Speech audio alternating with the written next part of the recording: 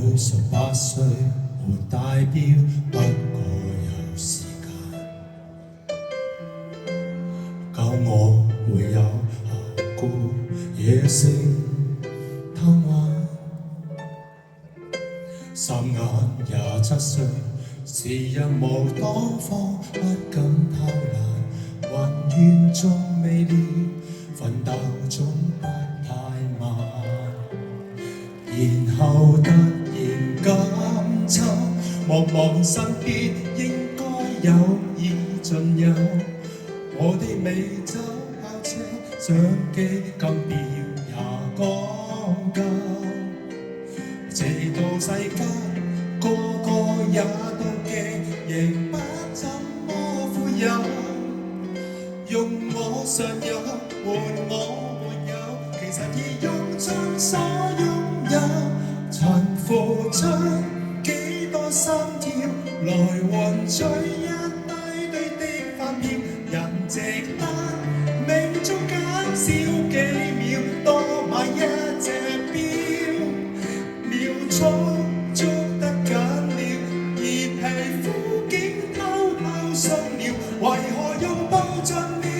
至知那樣緊要。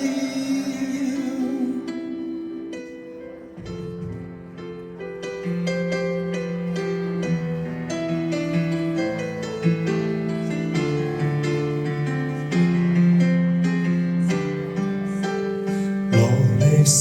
無止境，活着多好，不需要靠物證，也不以高薪高職高級品和尊敬，老就算搏到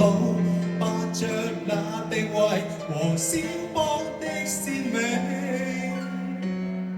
賣了任性，日拼夜拼，忘掉你為什麼高興，曾付出幾多心跳來換取一堆堆的發票，人值得命中減少幾秒，多買一隻錶，秒速捉得緊了，而皮膚竟偷偷鬆了，為何用到盡了，至知那樣緊要。記住那關於光陰的教訓，回頭走天已暗，你獻出了10寸是和分，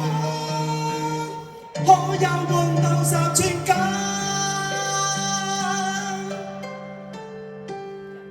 還剩低幾多心跳？人面跟水晶表面對照，連自己亦都分析不了，得到多與少，也許真的荒謬，那個倒影多麼可笑，靈魂入邊來了，上年也沒心跳，銀或金都不緊要，誰做機心一樣了，計劃了照做了得到了，時間卻太少，還剩低幾多心跳，還在數過不及了，昂貴是這刻，我講了，在時計裏看破一生秒秒。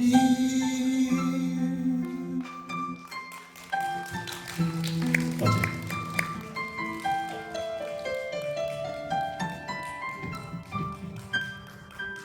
多謝晒 Colin。啱啱過咗個聖誕節啦，你哋覺得開唔開心啊？